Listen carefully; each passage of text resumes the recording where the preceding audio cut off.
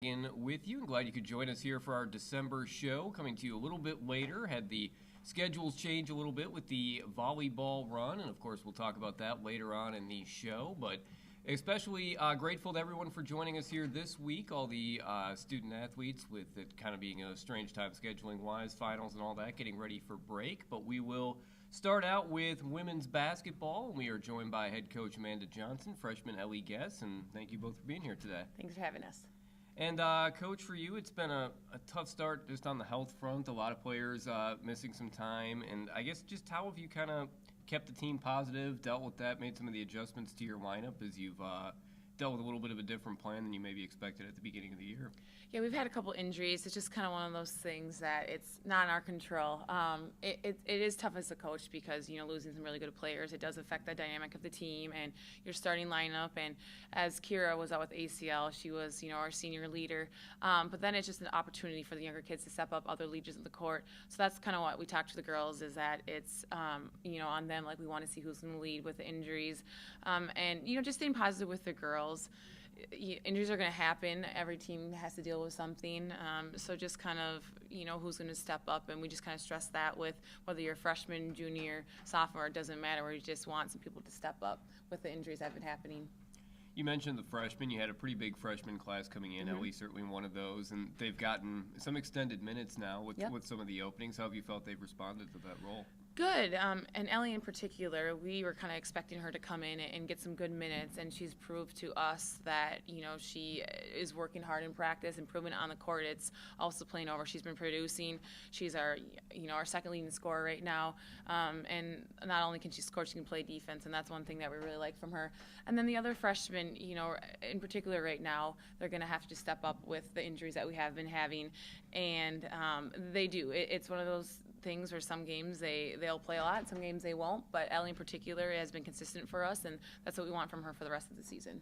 When you're trying to figure out kind of who to give those extra minutes to, it's maybe a combination of both, but are you looking at what they're doing in practice? You've had situations where you've gotten a lot of players into games, end of games or whatever. What do you kind of need to see in order to do that? Yeah, and it does. I tell the girls that you kind of practice how you play. How you're going to practice that week is going to determine how you're going to play in the game. And I think with the freshmen, it is. Some of them are practicing really hard during the week, but just kind of like the demand on the floor, whether we're in foul trouble with our post player or injuries type of a thing, depending on how many minutes they'll be getting. And one thing with the freshmen, they're always working hard, so I never questioned their work ethic. They're always in the gym, getting up shots. It's just going to depend on, with the lineup, whether they're going to get into the game or a foul trouble type of a thing.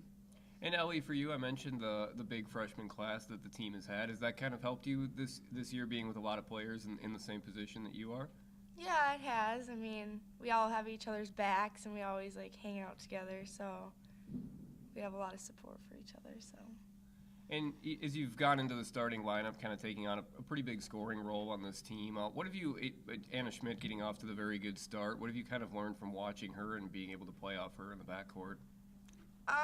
She's kind of helped me too, to give me some confidence, but everyone has some off games, so when I do, it's easier to bounce back, and she just kind of teaches me how to have confidence, and she's a really good role model for me. So, what have you done just kind of preparation-wise and in practice as you've gotten the expanded minutes to make sure you kind of have the stamina to be able to stay out there and be effective in a larger role? I do the things I can control, like I talk and hustle and stuff. Like if my shots aren't falling, the things that I can fall back on are like my defense and the stuff I can control. So. Was it at all an adjustment for you? I'm sure you came in good shape and everything, but just conditioning-wise, when you're going from playing maybe 15, 20 minutes to, I think you were up over 30 the last couple games? Mm-hmm. Yeah, it's definitely gets hard, but the breaks are nice, timeouts and media timeouts, so it's not too bad. And what are some of your goals for the rest of the year? I want to be one of the best defensive players. I want to keep my scoring up, and my team needs my scoring too, so try to keep that up. And Amanda, you get into 2 more games here before the break. You have Minnesota State coming up on Saturday, and then next home game, the non-conference matchup against Palm Beach Atlantic. Just How do you kind of want to see the team finish here over these next 2 before they do get a little time off, which will certainly help you guys out? Mm-hmm. The biggest thing is we want to get these 2 wins before break. I think I tell the girls that our Christmas will be that much better if we get these 2 wins before break. We've just been playing better team basketball this week in practice. With the injuries, it has taught us that certain players are, stepping up, and just the team chemistry this week has been really good. So we're hoping with Mankato on Friday and then Palm Beach on Monday that they just come out with confidence, and really that team chemistry that's been going this week with practice getting ready will really come into effect. And Mankato is struggling a little bit in Palm Beach, so it's one of those things that with our injuries and how we've been, it's a good opportunity to see who is going to step up before break, and then kind of go on to break and come back rested, ready to go, because we come back and we play Mohr than Norhead, so it's a tough conference swing coming up. And how do you kind of want the players to use the break? Is it at all different this year, given the situation with the injuries and a little bit less depth? Yeah, there's a couple girls that with the ACLs, there's nothing that you control. They won't be back, but a couple ankles and just things are sore, they're icing. It's just really rest, get ready to go. I still want them to work out because they can't come back and not be in shape at all. But just mentally get a break, go home, enjoy Christmas with your families, but then come back. And we do have a tough schedule coming up with Augustana and Wayne after the Moorhead weekend. And just use it to mentally get ready to go for the swing of conference coming back up. All right, well, Amanda and Ellie, thank you for being here. Good luck coming up this weekend. Thank you. Thank you. Amanda Johnson and Ellie Gess here on Golden Bear Insider. And again, the matchup against Minnesota State on Saturday, that on the road, but one more home game before the holiday break, and that'll be the 4 o'clock start on Monday against Palm Beach Atlantic. And then, as Amanda mentioned, back home for the conference season on December 30th and 31st. So we'll have the men's basketball team coming in now. Head coach Joey James and junior Bryndan Matthews. Thank you both for being here. Appreciate it. And Coach, for you, the team coming off a couple of conference weekends here and stretches, especially in 2 of those. You had the Augustana game where you looked very good for the first kind of 33 minutes. They put on a little bit of run there at the end. Very good second half against Upper Iowa after they had gotten off to a pretty good start in that game. Are you just kind of looking for a little more of that sort of 40-minute consistency, and how are you kind of looking to get there in those games? Yeah, I've talked to the guys about this. Right now, we lack some discipline in parts of our game, and that's on me. But I got to get these guys to buy into that, and they have been, but it's just really inconsistent right now. I don't think our consistency is theirs, I think, is the big thing. I don't think I've ever been a part of something like that in 16 years in that Augie game, where we're tied at 53 with 4.5 to go, and all of a sudden they go on like a 20-3 run to end the game. And so there were some really good things that we did in that game for about 33 minutes, and then there's some things that I thought we fell apart. And the one thing with this team that I'm trying to get them through is when things don't go our way, how are we going to counter off of that? When things go our way, we look pretty dang good. And so I think, for a lot of these guys, we just got to be mentally tougher and more locked in, a little bit more disciplined, and I think it'll help us get through those spurts.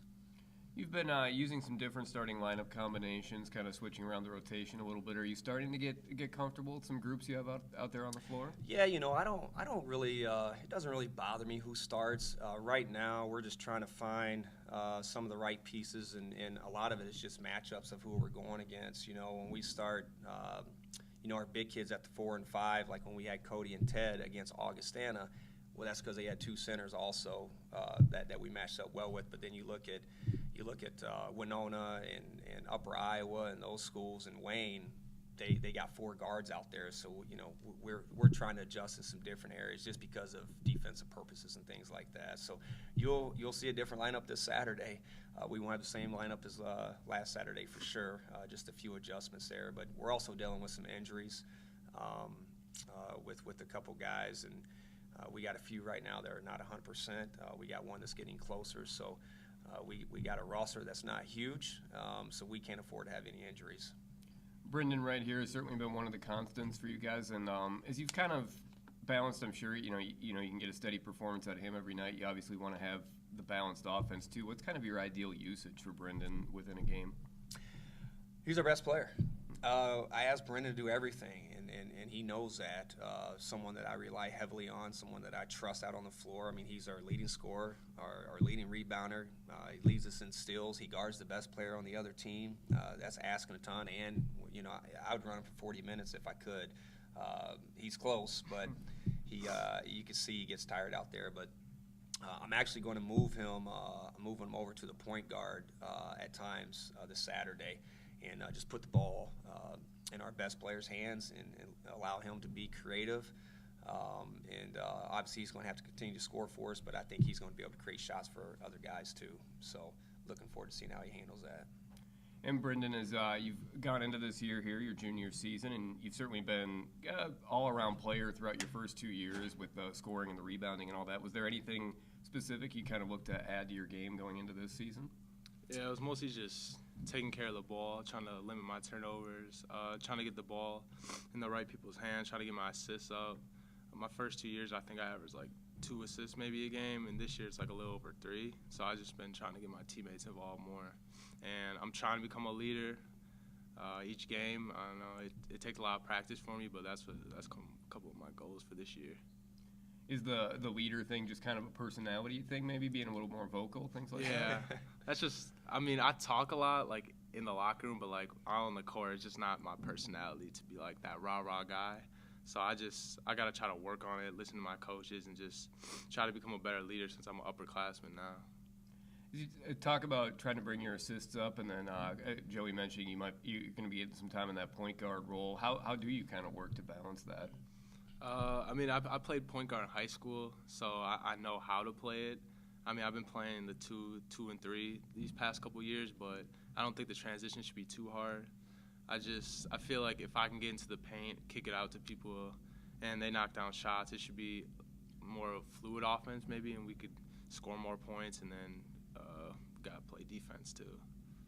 Obviously, you guys are looking for different results from these recent games, but what are you kind of seeing as some of the positives the team can carry forward and take through into the second half of the conference season here? Yeah, I see potential in this team. It's just we got to put together 2 halves, like you said. Like Augie, I thought we played really well. I thought we were going to win that game, but then they had that 40-7 run, which just killed us. Upper Iowa, we didn't come to play the first half, and then we won the second half by, I think, 8. And if we just put together 2 halves, we should be able to beat pretty much any team in this conference. And people just got to play with confidence, and I think we could get way more wins than what we have so far. Talk about some of those stretches within games. Do you guys also use that weekend you had out in Milwaukee where you picked up the win over Milwaukee? You were competitive against a couple other D1 teams kind of for confidence too? Yeah, for sure. I mean, if we beat a D1 and we played with FIU, it was a pretty close game. If we can beat a D1, then we should be able to beat any team in this conference. We shot really well that game, defended really well, but we have the potential to do it, like we all seen. And I just think that if we kind of take some parts of that game and put them into the conference season, we'll improve a lot.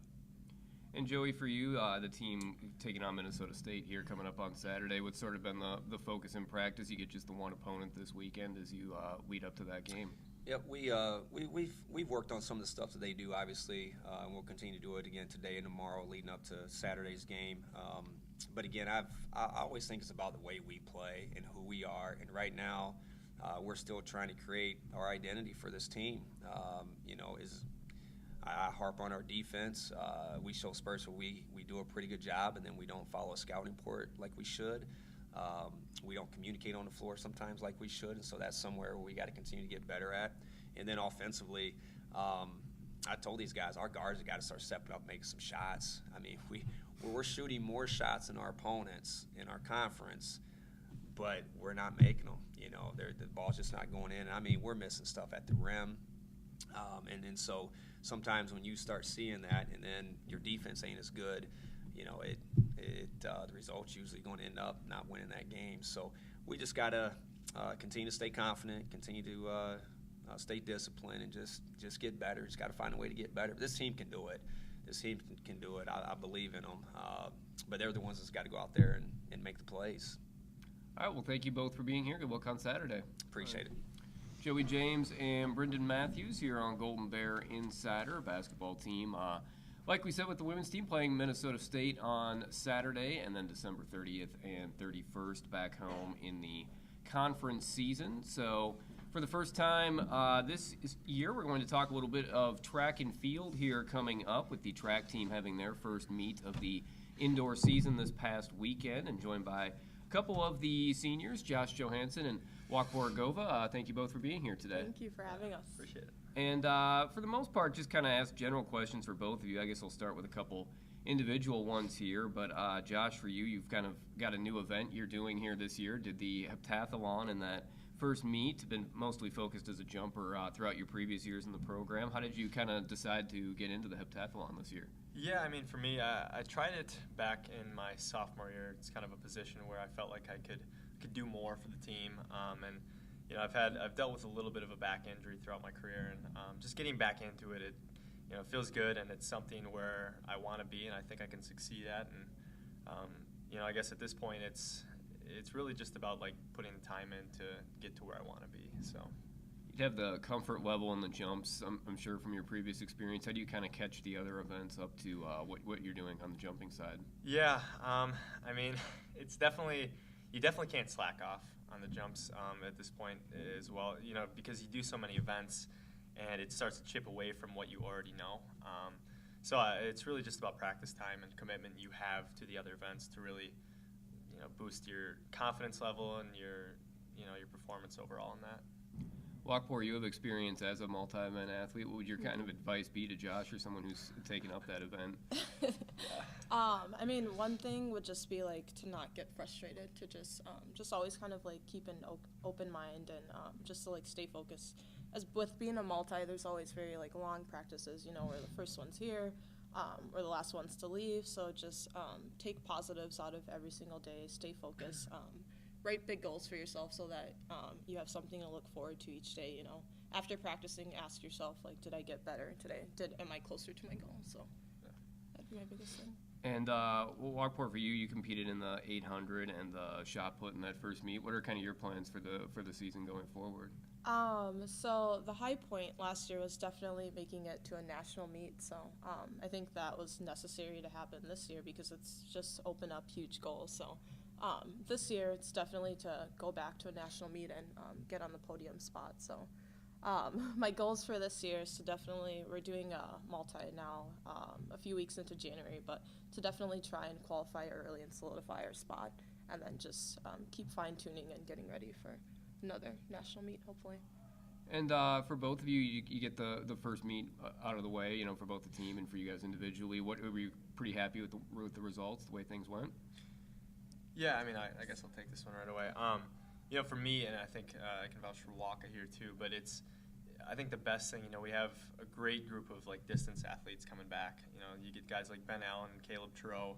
You know, it's just exciting watching these guys run. You know, for me, I think the most exciting portion though is that we actually have some really good up and coming sprinters, which is, you know, a place that we haven't necessarily been lacking, but we need more personnel to fill those spots, and I think we have that this year. So that's, for me, I'm really excited to see those guys go out and compete. Yeah, and I'm just going to piggyback off of that. Like he said, I'm super excited. Like, we lost a lot of veterans, a lot of key people who scored last year. But the great thing is we have a lot of returners who are hungry, and last year was a breakthrough year. And then we have a lot of freshmen, a lot of transfers who are going to be able to mix in. And like you said, we're going to see points in places where we haven't been able to score in the past. So it's super exciting. And then just with the season cross country has had, it's like super exciting to have those guys back on the track side. So how do you kind of approach the schedule early in the year? You get this first meet, you want to set a good tone, I'm sure, and then you get the month off. You're not back out there until January. You know, how do you kind of train, I guess, for that first one, and then what are you going to do to use the time off and when you really start getting into the meaty portion of the schedule? The first meet for me is always just kind of like see where you're at. You know, we have like a really, really long fall, so I try not to like take the December meet like too like harshly, whether it goes like poorly or like really, really well. But to me, it's just a test to see where fall training has been. So then after that, we like sort of back off a little bit, but we get prepared again to get ready in January. Yeah, I mean, it's a long season. And one thing we try to stress, you know, especially in leadership roles, is that you can't slack off during winter break, and that's something that we found to be super crucial. You know, me and Waka especially, you know, being in this position for 4 or 5 years now, you notice changes if you don't really get in the gym, go out and practice on your own time, and that's important, and that's something we need to stress. And it's, I think with the team that we have right now, really stressing team cohesion, which is something we've really been trying to focus on. I think people are really going to go out and do it, so I'm excited for it. You mentioned stressing the team cohesion for both of you guys. What are kind of some of your goals for the team this year, and what you think you guys can accomplish on that side? Last year, like I said again, was like a huge breakthrough year. This is my 5th year being here, and I've always said, we're, a top 8 team, and we just never did it. But last year doing indoor, we saw success that we've never seen before. And although we've lost people, we have, there's a ton of talented people this year. So I think we're going to be right back where we left off, and that's really exciting. Yeah, I mean, we've been doing this thing, our team has, where we split guys and girls up and really, really break down what we want to accomplish as a girls and guys portion of the team, and then, what we all want to do as one united team. And, the guys have kind of came up with this goal of, scoring and being in position to be a top 5 team. And I think it's completely doable, again, with, the incoming freshmen. We got a really good pole vaulter coming in, Drew. It's just, like I said, there's places that are being filled that we haven't necessarily had throughout my time here, and I'm excited to see where we go from there. All right, well, good luck certainly going forward throughout the season. I'm sure we maybe talk to you again later on, but thank you both for being here today. Yeah, Absolutely, thank you for having us. Josh Johanson, Wakpor Ighovojah here on Golden Bear Insider. The track team starting with the indoor season here today, and or last weekend, and then the first appearance of the season on the show here today. But we'll certainly be talking to them throughout the indoor and outdoor season the upcoming months as we continue on with the show this winter. But we're very excited to close out the show with volleyball. Mentioned they were busy the last couple weekends, and the successful result bringing home the national championship last weekend down in Pensacola, Florida. The 3-set win over Florida Southern in the championship match, and very excited to have a couple members of the team, junior Elizabeth Mohr, senior Shelby Seurer. Thank you both for being here, and congratulations on the win. Thank you. Thanks. And I guess we'll kind of start with some general questions. I'll talk to you both individually here as well. But I guess just to start out, you get the national championship this past Saturday. I'm sure it's been kind of a whirlwind since then. But what have some of the most enjoyable moments been for you since you got that win on Saturday? Well, I think since Saturday we've spent a lot of time as a team, kind of soaking it in and celebrating and just hanging out. And it's been really cool to be back too, since it was so far away. Seeing people here that are happy for us and congratulating us, and it's just been fun to come back to welcoming and excited people here too. So. Yeah, I was going to talk kind of along the same lines, just seeing how happy people have been for us here once we got back, that people actually care that much, that they say that they're proud of us and stuff like that is really just nice to hear. Mm-hmm. Yeah, that's been really cool. Certainly a lot of standouts in that national tournament over those 3 matches. And Elizabeth, I know Concordia kind of tweeted a photo that the NCAA put out of your reaction right when you won the most outstanding player. You got that award right after the match. What was sort of your feeling when you got that honor and you were named the most outstanding player of the event? Well, I was surprised because I just felt like that could have gone to any number of players on our team. I mean, I feel like everyone had an outstanding tournament, so that could have gone to anybody. So that's why I was pretty surprised, I guess. And Shelby, for you had the big match, certainly against Florida Southern with all the kills. I know kind of in talking to different players, Brady, over the years, you guys don't really set a game plan based on the opponent. You kind of read that as the match goes along. When in that match did you realize you were going to get some opportunities to score just based on the way you were being defended? Yeah, to be honest, we kind of established it early. I know that we've been focusing a lot on running the middle and transition. So I think that's where we saw a lot of success because we were in system a lot and we were passing really well and playing defense really well. So I think it's hard. You can't full commit one way or the other. So I think that's where I was getting some one-on-ones because we were passing the ball really well. And so I think that's just where I started to see success. And I think that me and Elmo had a lot of confidence that match. And I think that helped too, just kind of our connection. So. And I guess for either or both of you, the team had that one stretch then in the conference tournament. You lost the match at home to Southwest Minnesota State, and I'm sure in that, I don't know how you knew you were going to make the regional tournament. I'm sure pretty much at that point, but they looked very strong in that match. Didn't end up seeing them again, but what was sort of the reaction of the team after that match, and how did that maybe get you set for the rest of postseason play? Yeah, I think that, to be honest, we really needed that loss because we were kind of in a funk and we were managing to pull out wins even when we weren't playing great. So I think that to lose kind of in an extreme way at home was a little bit of a wake-up call because that was a big turning point for us. And we, ever since that match and that loss, we've been playing by far our best volleyball consistently. So, yeah, I think in the long run that was a good thing, even though it really sucked at the time. Mm-hmm. Well, yeah, like she said, we were in the first two games of the conference tournament. We were winning, but not playing pretty volleyball at all. So it was kind of just covering up the problem, winning without playing well. So losing, I think, was a good thing too, and it kind of gave us extra motivation. Obviously, we all hate to lose, so it gave us extra motivation to work harder in practices, and we were playing our best volleyball after that. And it did point out some weaknesses that we needed to work on in the practices leading up to regionals. So, and going through your season, I know both of you talked about this some, but you only ended up losing 3 matches, so you found your way through it quite a bit. But you had a lot of matches where you had to come back within sets, come back within the match, where you're down a couple sets, you come back and win. And I guess how did that kind of help you as you got into postseason play? You look at that national tournament, you won all the matches in straight sets, but didn't necessarily roll through it. A lot of those sets were pretty close, had to go to extra points in one of them against Rockhurst. And so how did sort of that experience of being battle-tested help you as you got into those big matches? You want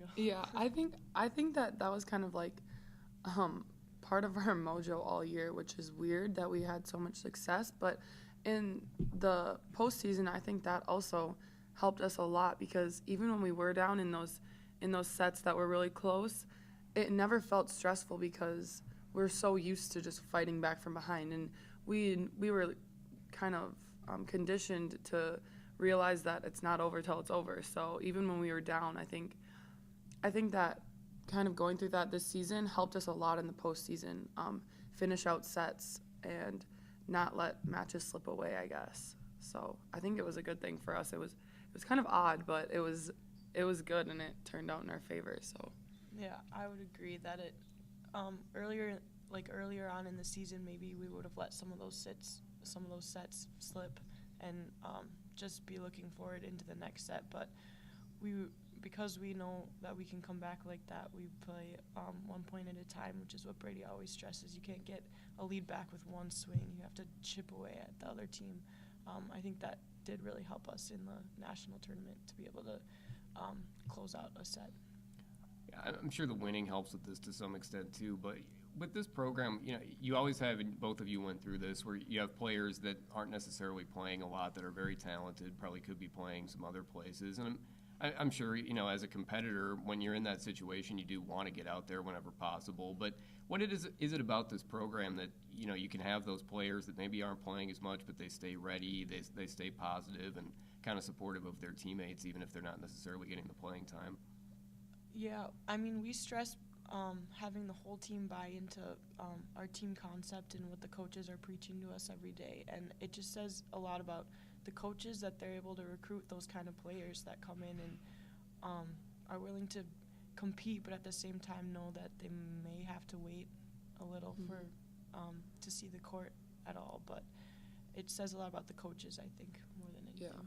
Yeah, for sure. And we play like every single day in practice against each other, so I feel like throughout the week of practice and stuff, it's always competitive. And I honestly think that it is definitely a token to the coaches, and it kind of proves it. Last year to this year, we literally lost our whole team, like 6 seniors, 5 starters, and then we came back this year with girls who did sit the bench last year and waited their turn, and it kind of just shows what the depth the program has always had and kind of what we can do just from competing and staying positive and knowing that your chance is going to come and kind of executing and taking advantage of it when it does. So, yeah, that was kind of a good thing for this year as well.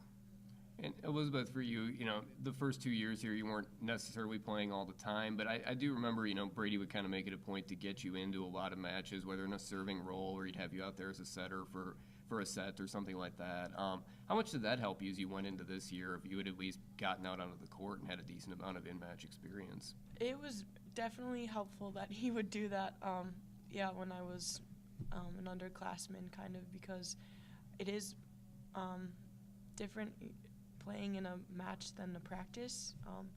It probably shouldn't be. It should probably be the same amount of relaxed and focused as a practice, but just by nature, it's kind of not how it goes. So it's nice to be able to call back on my experience playing into whatever amount of games I would play in as an underclassman and be able to use that experience to go forward this year. And Shelby, for your experience, you had the 1 year at the Division I level where you'd had some success, ended up transferring to Concordia. As you kind of look back now, and I'm sure that's a little tough to do at this point, but the 3 years here, how did it kind of match up to your expectations of what you had when you made the decision to come to Concordia? Well, it was definitely really competitive, obviously, and I expected that. And it's definitely a different culture, but I obviously have loved my experience here, and I think that the culture here is like unmatched, I guess.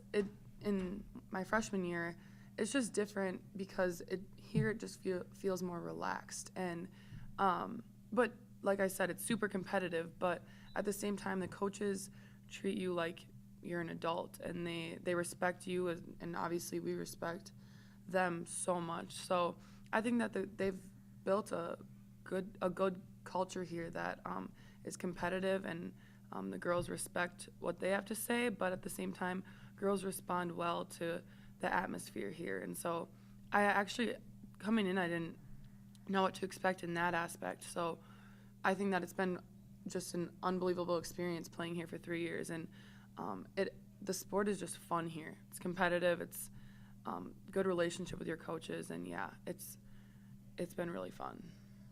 And I guess just kind of in closing, you got the sense watching from the outside, this was a pretty close team, and a lot of you guys were pretty emotional after getting the win and things like that, as you would be anyways. But just beyond that championship identity, which is certainly a great one to have, what would you kind of want people to know about this particular group of people that won here, and what are you going to kind of take with you going forward as you look back and you remember this team? There's lots of memorable moments. I feel like we have probably a new inside joke every single day we spend together. I mean, there's never a dull moment with the girls on this team, and that's what makes it fun. And we also know we all love each other so much. Yeah, it's just been such a fun season. I mean, and it's been very evident too that we've gotten so close then compared to the beginning of the season. And not that we weren't close then, but it's been a little bit of a stressful season. It just hasn't been smooth. So I think that through those moments, we've gotten a lot closer too. And I think that made this win even more special because we weren't the team that everybody was like, yep, they're going to do it. It was like, no, we're going to do it for each other. And I think everybody kind of bought into that. And it was just really fun to play together, especially towards the end. And we just became a really close group. Well, again, congratulations on all the success, and thank you both for taking some time here today. Yeah, thank you. Thank you.